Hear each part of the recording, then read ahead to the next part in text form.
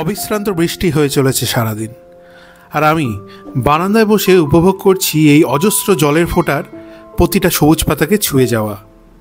অনেক প্ল্যান ছিল এবারে দীঘা নিয়ে, গ্রাম নিয়ে, গ্রাম ঘুরে দেখব, গ্রামের বিভিন্ন জায়গায় যাব, কিন্তু এখানে এসেই কাবু হয়ে পড়েছি ভাইরাল ফিভার নিয়ে। কিন্তু ভিডিও করতে আর আপনাদের সাথে এইসব মুহূর্ত ভাগ করে নিতে এতটাই আনন্দ লাগে যে এই শরীর নিয়েও চালিয়ে যাচ্ছি। আগের ভিডিওতে বলেছিলাম যে গ্রামের বাড়ির ট্যুর করাবো, সেটাই থাকছে আজকের এই ভিডিওতে। গ্রামের আঁকাবাঁকা পথ ধরে আসতে হয় মিসেস ঘরে বাইরের এই বাড়িতে। বলতে গেলে গ্রামের শেষ প্রান্তে এই বাড়ি, চারিদিকে সবুজ, আর তার মাঝে আমার খুব পছন্দের এই বাস। আমি এই বাড়ির নাম দিয়েছি অবসর, যেখানে এই কর্পোরেটের কচকচানি থেকে দূরে কয়েকদিন কাটিয়ে আমি হয়ে উঠি তরতাজা। এই হচ্ছে বাড়ির ফ্রন্ট সাইড। এই অজপাড়া গায়ে আজ থেকে প্রায় 15 বছর আগে তৈরি হয় এই বাড়ি।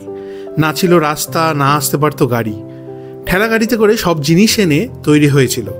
Hats off to my dearest শ্বশুরমশাই। বাড়িতে ঢোকার সময় যে মন্দিরটা দেখলাম, ওই যে সেই মন্দির। এখন আমি দাঁড়িয়ে আছি একতলার বারান্দায়, আর ওই যে দেখা যাচ্ছে এন্ট্রান্স। চারিদিকে খালি সবুজের সমারোহ, কি গাছ নেই সেখানে।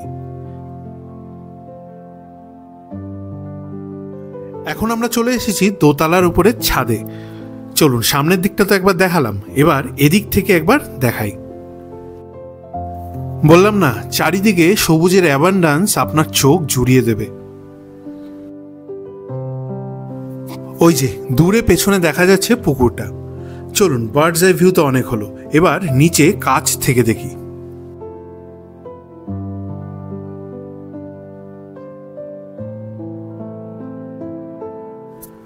এই হচ্ছে তুলসী মঞ্চ, কি সুন্দরভাবে বানানো টাইলস দিয়ে, মনটা পুরো জুড়িয়ে গেল। সাথে এদিকে দরজার পাশে একটা জলের ঘটিতে রক্ত জবা রাখা। গ্রামের পরিবেশ সত্যি মায়াবী। এই হচ্ছে গরুর ঘর। এখন অবশ্য আর গরু নেই, আগে ছিল। এখন সবার বয়স হয়েছে তো তাই পেরে ওঠে না, কিন্তু ঘরটা, তার মাথার উপরে গজিয়ে ওঠা লাউ আর কুমড়োর ডগা সত্যি অপূর্ব। ঠিক গরুর ঘরের পাশ দিয়ে আমরা এবার চলে যাব পেছন দিকে।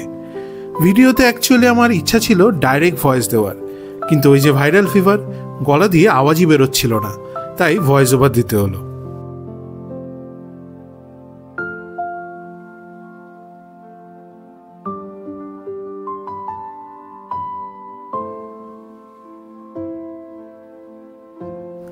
এই হচ্ছে মাটির উনুনের রান্নাঘর। আগে এটা বাঁশ দিয়ে তৈরি ছিল, এখন ওটাকে সুন্দরভাবে হাফ ওয়াল তুলে বানানো হয়েছে। এখন তো বিকেল, তাই রান্নাবান্নার আয়োজনটা নেই, তবে এখানে বাগদা চিংড়ি আর কচি পাঠা রান্না হয়েছে, সেগুলো আসবে পরে ভিডিওতে। এখানে আমরা রান্নার সাথে সাথে মন খুলে আড্ডাও দিয়েছি খুব।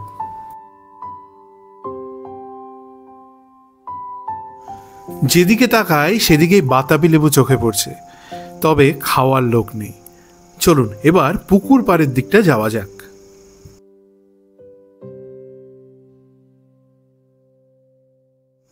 পুকুর পাড়টাও খুব সুন্দরভাবে বাঁধানো হয়েছে। এই পুকুর পাড় দেখলেই আমার তারানাথ তান্ত্রিকের জল পিশাচের গল্পের কথা খুব মনে পড়ে যায়।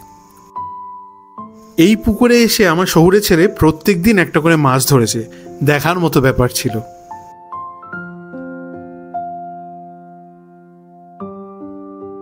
পুকুরটাকে ডান দিকে রেখে এখন আমি হেঁটে চলেছি একেবারে বাড়ির শেষ প্রান্তে। এই আগেই একটা ছোট্ট পেয়ারা গাছ আছে। সে পেয়ারাগুলো ছোট হলে কি হবে, তার স্বাদ অপূর্ব মিষ্টি। বৃষ্টির পরে গ্রামের সৌন্দর্য দেখুন, পেয়ারার উপরে কিভাবে জলের ফোঁটাটা লেগে আছে।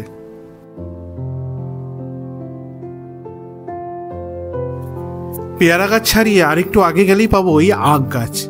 এগুলো দারুণ মিষ্টি, সবই অ্যাকচুয়ালি ন্যাচারাল আর অর্গানিক। ওই যে দূরে দেখা যাচ্ছে বাড়ির বাউন্ডারি, চলুন ওদিকটা যাই একবার।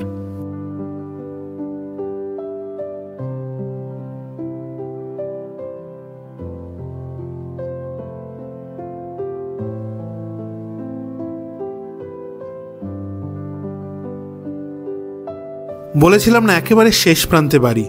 দেখুন এদিকটাতে আর কোনো বাড়ি নেই, খালি সবুজ মাঠ ঘাট আর চাষের জমি। বৃষ্টির পরে গ্রামের সৌন্দর্য কিন্তু আলাদাই হয়, মন প্রাণ জুড়িয়ে যায়। খুব ইচ্ছে ছিল ওই রাস্তা ধরে গ্রাম বুড়ির মন্দিরে যাব, কিন্তু শরীরে জ্বর, তার উপর বৃষ্টির কোনো ঠিক নেই, যখন তখন নামতে পারে, তাই আর যেতে পারলাম না। পুকুরের এই প্রান্তে আবার বাঁশবন, মাঝে মাঝে আপনি শেয়ালের দেখা পাবেন। রাতে ঘুমোতে গেলেই ওনারা একসাথে ডেকে ওঠেন। একদিকে ঝিঝির ডাক, বৃষ্টির পর ব্যাঙের ডাক, সাথে মাঝে মাঝে শেয়ালের হুক্কা হুয়া। পুরো আমাদের ছোটবেলায় পড়া গ্রামের গল্পগুলোকে আমি এখানে এলে একেবারে চোখের সামনে দেখতে পাই। কটা ছেলের ভাগ্যে এই সুযোগ হয়। আমি নিজেকে খুব লাকি মনে করি। আমার বেটার হাফ তো আমার থেকে অনেক গুণে বেটার বটেই, তবে সাথে এইসব এক্সপিরিয়েন্সগুলোর জন্য আমি ওর কাছে চিরঋণী। ওই দেখুন, আবার শুরু হয়ে গেল ঝমঝমিয়ে বৃষ্টি। দুপুরে দারুণ ভোজ হয়েছে, তারপর গায়ে জ্বর, আর বাইরে এমন বৃষ্টি। এখন একটা কাঁথা জড়িয়ে না ঘুমোলে কি হয় বলুন? যাই একটা ভাত ঘুম দিই। তবে আপনারা কিন্তু ভিডিওটিকে লাইক, শেয়ার আর চ্যানেলটিকে সাবস্ক্রাইব করতে ভুলবেন না। ফিরবো খুব শিগগিরই।